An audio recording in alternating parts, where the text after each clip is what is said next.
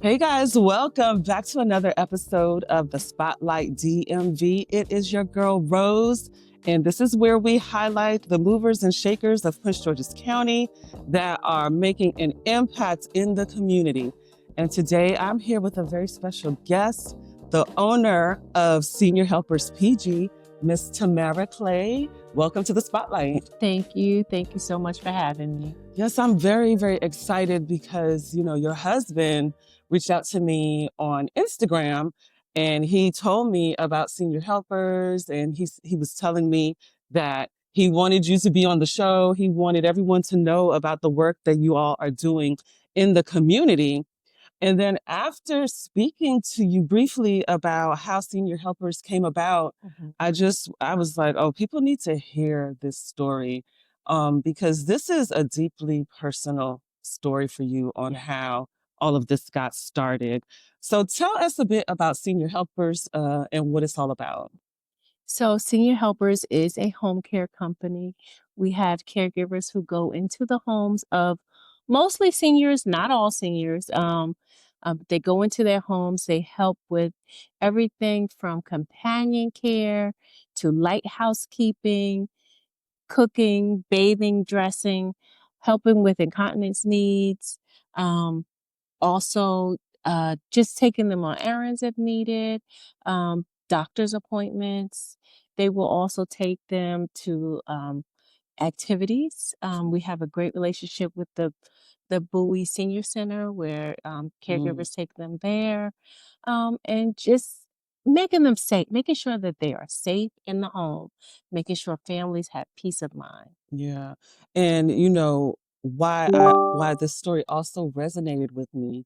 I have friends that are navigating this journey on dealing with parents that may need some extra care. Mhm. And a lot of what we talked about was being able to change the narrative, right?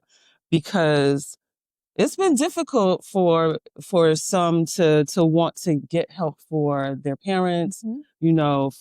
For a lot of us, it's like, oh no, you don't put your parents in a home. Mhm. You take care of your parents. So talk to us about, like, I know that the inspiration behind this, as I said, was personal. Tell us a bit about that, about the inspiration to getting this started. Okay, so I worked for a home health company in Washington D.C. and but my personal story is my mom had ovarian cancer, and it came very suddenly. Uh, she went down very quickly. Um, we found out once she started chemo, she only had one round of chemo and she could not handle it. Mm. So she pretty much within like a week, she needed assistance with walking and everything. And she lived in Long Island. Hmm. I lived here.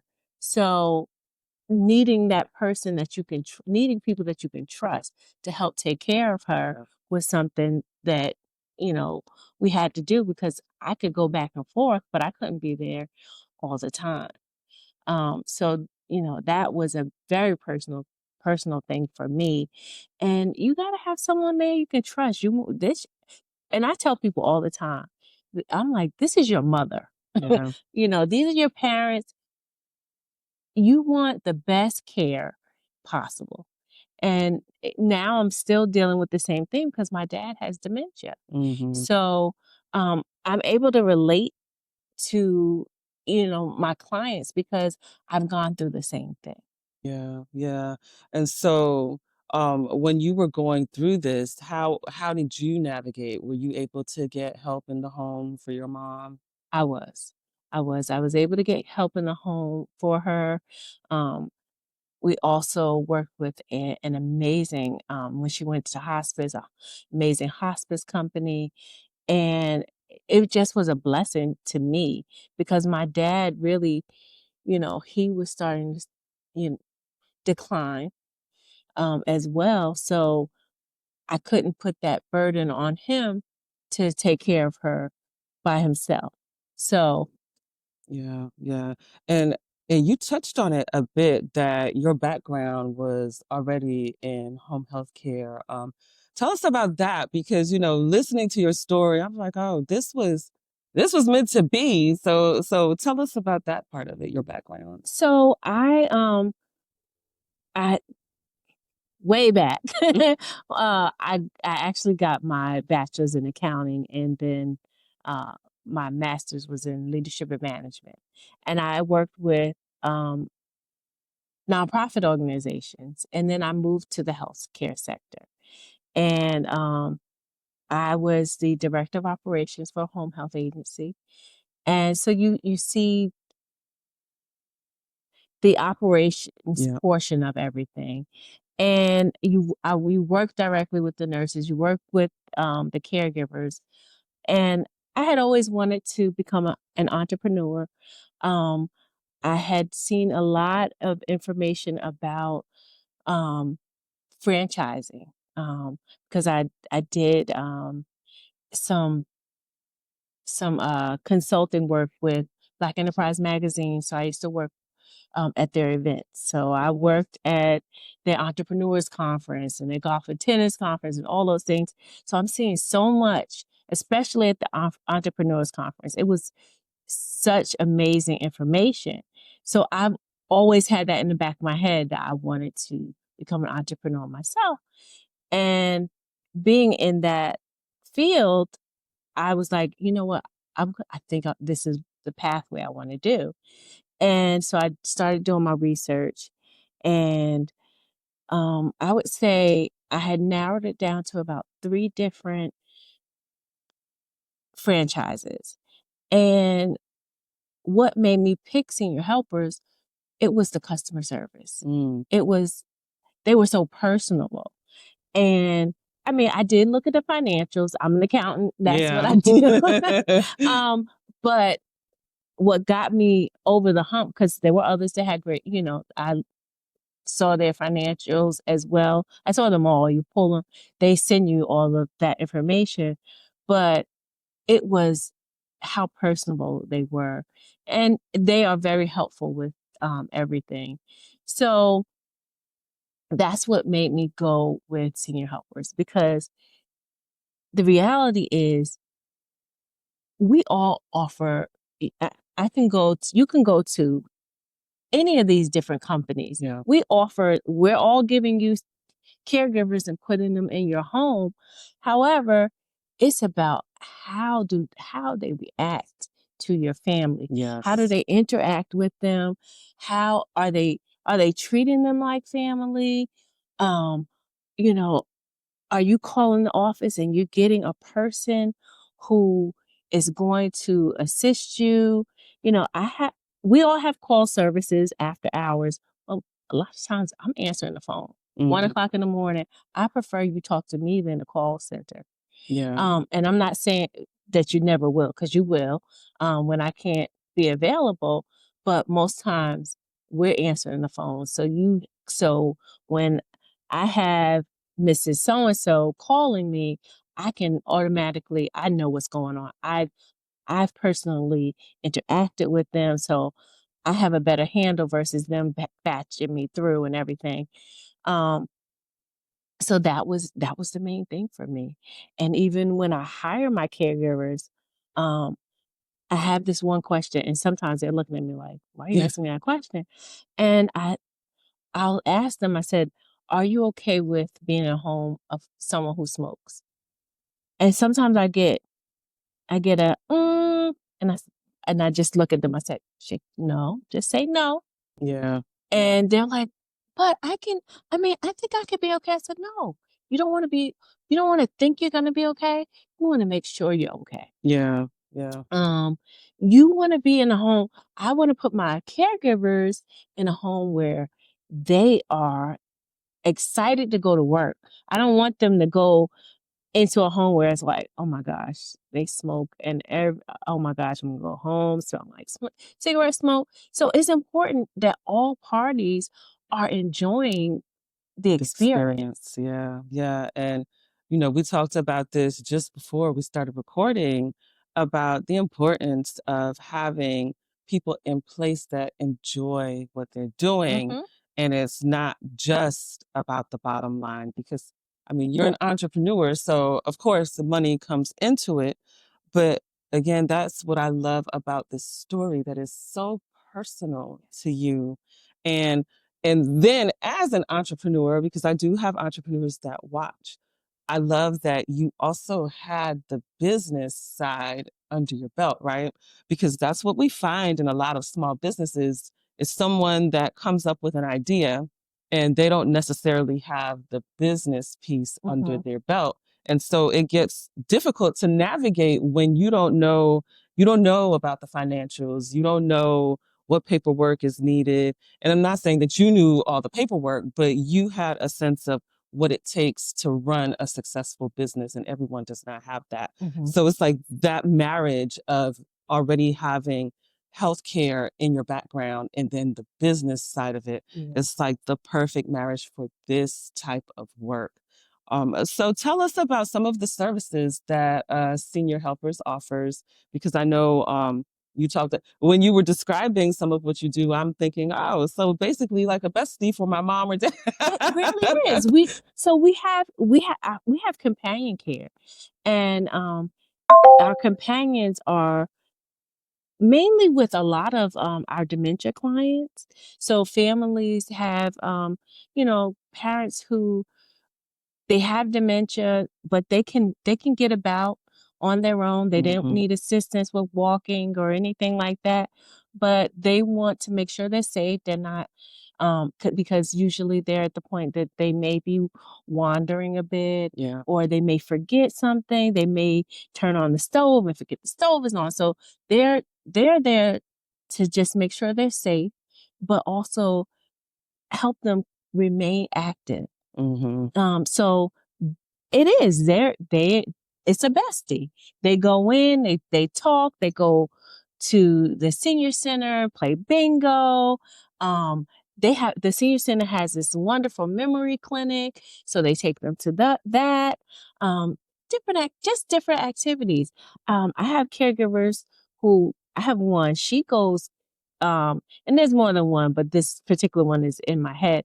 She has a bag full of activities that she goes to the home and she plays the games with them, Oh, I love it. just to keep them mentally stimulated. Yeah.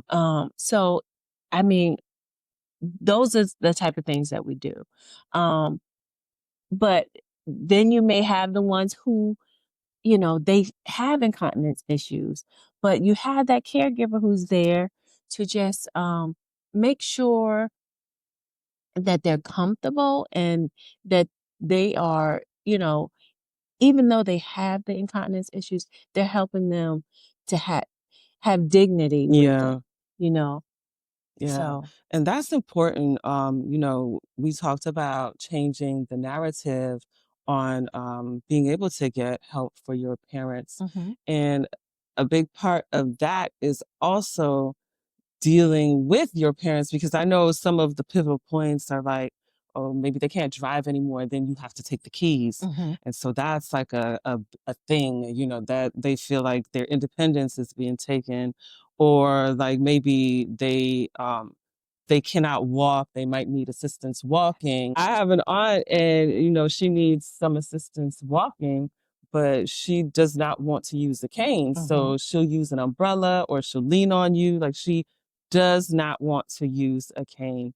And I definitely get it because, she's always been like she's the elder, the matriarch of the mhm, family. mhm. So I'm sure that that plays in her mind that she doesn't want anybody to see that she's at a point now where she needs assistance. Yes. So what are some of the conversations that you have with both the families and also the parents that need the care? What are some of those conversations that you're having with them to educate them on why it's important to not just be the only one dealing with that? Mhm. It's the importance is, sometimes the ego just takes over and it's like, I'm not using that cane. I'm not using that walker. And it's even hard. You think it's hard to get them to use a cane, but that transition from a cane to a walker is even harder. And what I tell them is some of the experiences that we've had with families who don't want to use it or they don't want assistance, and then unfortunate the unfortunate events of them having a fall, and then Mhm. they end up in the hospital, you know, or with something broken, things that could have been avoided. Those are the hard conversations that you have to have. Um, we had someone who um, we met with the family. The family was like, grandma's coming home. She's coming with us. She had surgery. She had a hip surgery, and we know she needs assistance. Grandma came home. Grandma did not want anyone, so she was avoiding it, and grandma fell. Oh my. Mm. Um, before we even could get into the home, and she went right back into rehab. And these are the things you want to avoid, es- especially the first few days after returning from the hospital. We have a return to home program where, you know, we can really assist during those crucial times. Yeah. Because that's the times when you have reentry into the hospital or rehab, because they're not acclimated, or they have medications that they need to take, making sure that they're taking them, just making sure that as they're healing, they're getting around safely, Yeah. all of those things. So, that's where we come in, and those are the type of things that we try to do. Yeah, and I love that, especially the medication piece, because my mom, she doesn't require care or anything, Mhm. but even with some of her medications, it's like, oh well, I was feeling fine, so I didn't take it. But then it's like the next day, she's like, oh well, I'm dizzy, I'm lightheaded. I'm like, Mhm. ma'am, Yes. you didn't take your And medication. that is a big factor for many people going back into the hospital. Mhm, mhm. Yeah. So, tell us why you chose Prince George's County. You talked a bit about some of the research that you found as far as, what you saw in the data about residents here, senior Mhm. residents in the county. What was some of that data you found? Well, PG County actually has one of the highest instances of dementia, Mhm. not just in the state, but in the nation. Wow. So, that's a big factor, and there's a huge majority of my clients are dementia clients. Um, and we have a training program called Senior Gems that works with dementia clients, and understanding it, helping our caregivers to understand it, and also helping the families to understand what's going on. Yeah, yeah, and I think dementia is it's a very difficult one to Hmm. It navigate is. because I've seen it up close and personal. Yes. And you think that you don't always understand that this person is suffering from something. They're going through Yeah. something. And because they may seem normal, but there's some things that maybe I don't remember this, or maybe I don't remember that we just had this conversation, or Mhm. I keep repeating things over and over, or I'm getting angry at things that it doesn't make sense to that I'm angry about. Mhm. And we just think that, oh, well, they're just getting old and miserable. They're Yeah. just getting old and miserable. But no, it's a neurological issue. Yes. Yeah, Yeah. yeah. And we also offer a virtual dementia tour. This is a program that we have through Second Wind Dreams.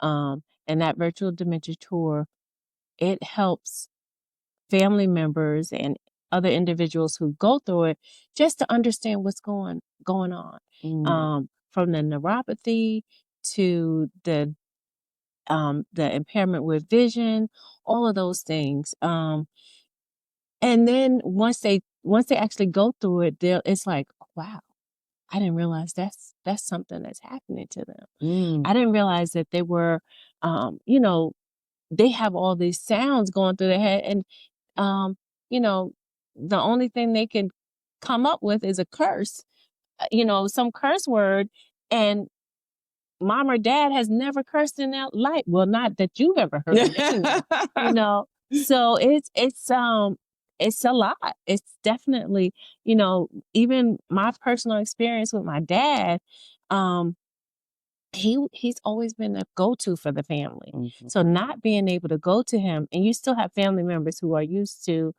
going to him, and they're like, well, he makes sense to me. And I'm like, Right. I'm not saying he's never going to make sense, because he's not at the final stages of dementia. He's in the beginning stages where, you can have a conversation with him, Mhm. but then there's other things that just make no sense at all.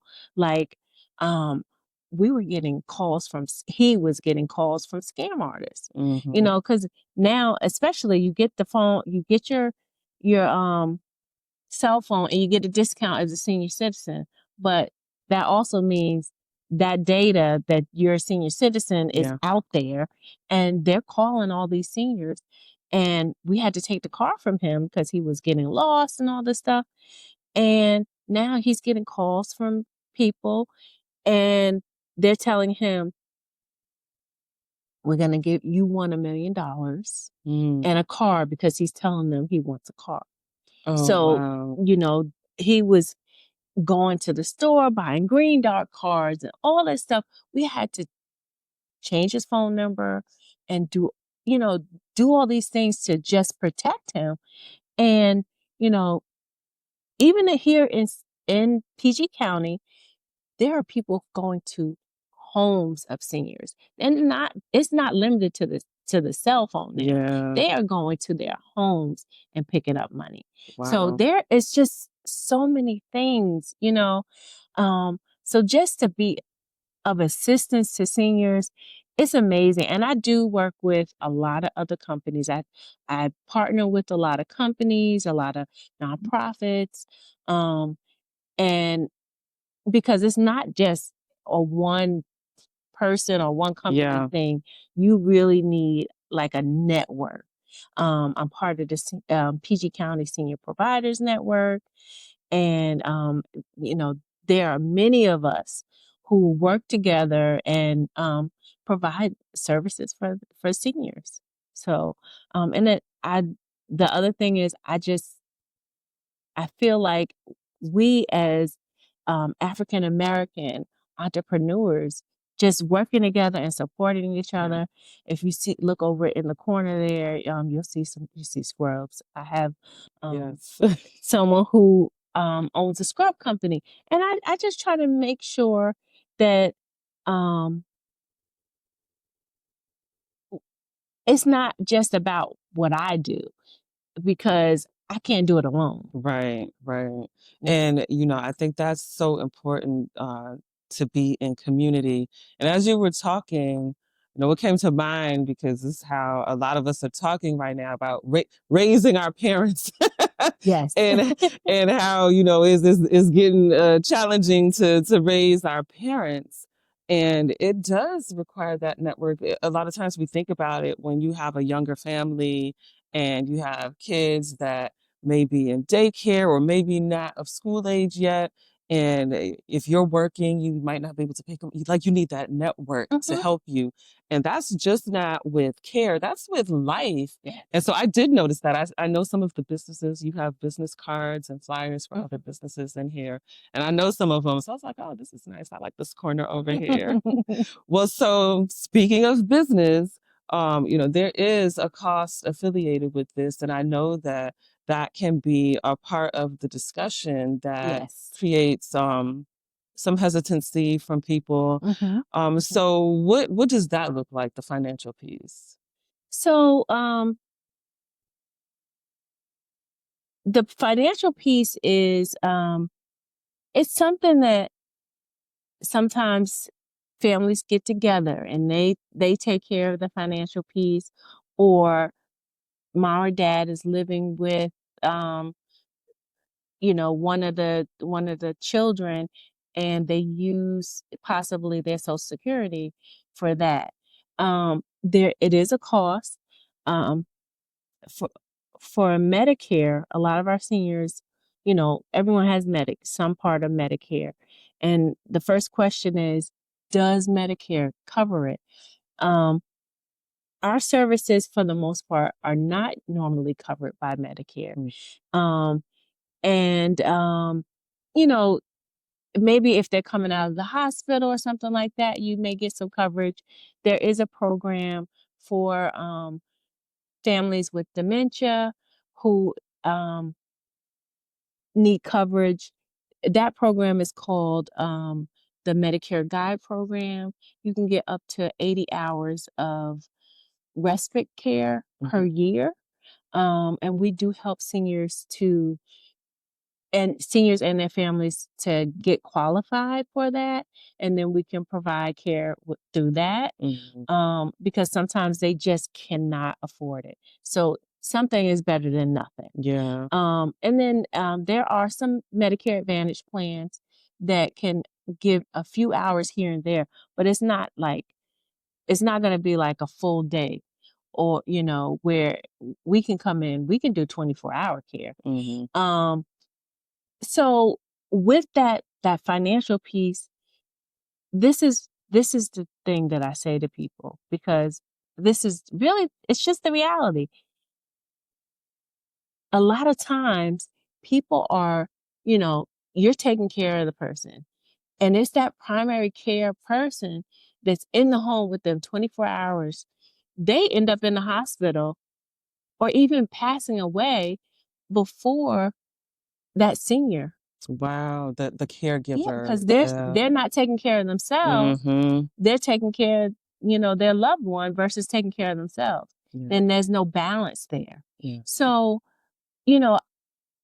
I've taken caregivers into homes of seniors, and I had one dementia client, and her daughter, she was like, I just need a day. I just need a day. I don't have a lot of money. I just need a day.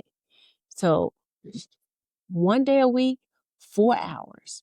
That was her day to go grocery shopping by herself, or go in her backyard and read a book. Any of those things. But it gave her that reprieve that she needed. Yeah. Eventually she did increase it a little bit, because she was like, oh my gosh, I did not realize I'm going to stop having so many Amazon packages come in. I'm going to pay for me to go ahead and, have a little time for myself. Yeah, that's an important testimony right there, because I did not know that the way that you offer services, it could be okay, just for a few hours a week. So that's important to know. And then also, just planning, because again, as I said, some of my friends are navigating this, and I've heard them now talking about things that they have learned after the fact. And listen, guys, I'm not a financial planner. I'm not a financial advisor. I don't know anything about that. I'll put that out there now. So this is not financial advice. But I've heard people talk about, moving their parents' assets into a trust, or just out of their name, so that they could qualify for things, or, ways to work creatively. But these are things that you have to plan before this moment hits. Just like with anything, like we talked about being an entrepreneur, where you have to have that infrastructure in order to be successful. When you're thinking about your parents and, as they start to age, to start thinking about how that's going to look in the future. We just don't know. We don't know what is going to happen, but being prepared is important. And a part of that is being financially prepared. So even if that means just ordering less packages, or even if it means your parents, getting their finances in order so that they have what they need in the future when the time comes. And we work with a lot of long-term care insurance companies as well. And that's just planning ahead, and they have, there's different things. We have some people who have long-term care insurance that cover them for most of the day, like an 8-hour day, or we have 24-hour clients, and that long-term care insurance goes a long way, you know. But there's so many different things, and pre-planning is it. I know we never want to think about our parents getting older or Yeah. even us getting older. Yes. About to be 50 next year, you know. And it's like, okay, I'm almost a senior. And just thinking about those type of things and Mhm. planning ahead and preparing so that you know, it's a lot on your children. So being prepared and making sure that um your children are not, you know, they don't have to stop working to take care of you. Yeah. And that changes a household completely, Yeah. you know. Yeah. Or for people like me that don't have children, you know, that's a conversation in our Mhm. household. Who my husband's always like, "Well, who's gonna take care of us?" I'm like, "Look in the mirror."